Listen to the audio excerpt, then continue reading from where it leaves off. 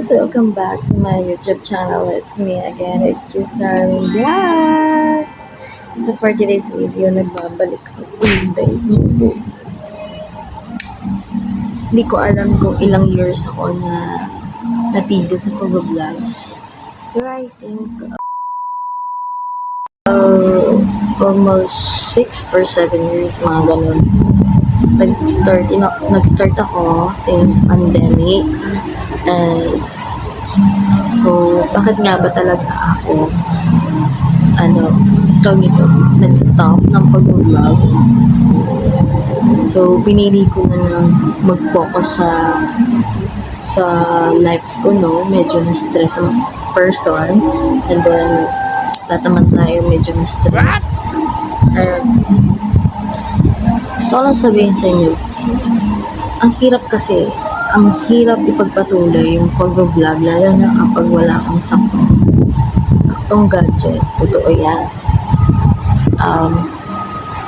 Nag-start ako noon, yung cellphone ko is very complicated.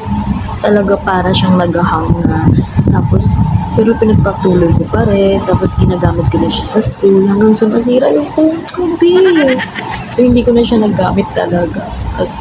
Hindi ko na siya nagamit.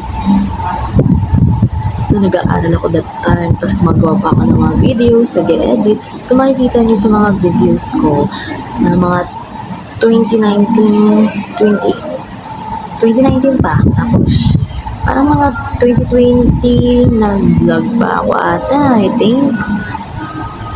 Hindi ko na matandaan kasi matagal na nga. And then, siguro, so, ayun na nga, nag-decide ako na ibalik ko yung pag-vlog ko. Since okay na ako, okay na rin ang person, okay na ang lahat, charis. Na guys, gusto ko lang ibalik yung YouTube channel ko. Gusto ko supportahan niyo ako kagaya ng pag-support niyo pa rin sa akin hanggang ngayon.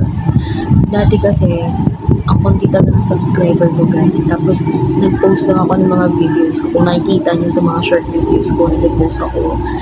Meron lang akong mga dinilit na videos.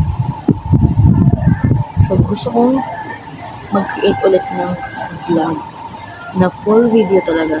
So, ngayon, this video, para sa kaalaman to kung bakit hindi na ako nakapag-vlog.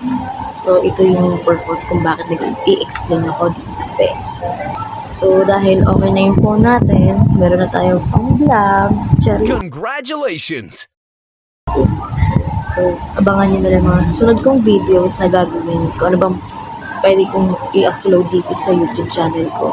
So, yun lang guys. Please subscribe my YouTube channel and click the notification bell. And comment below. Bye-bye!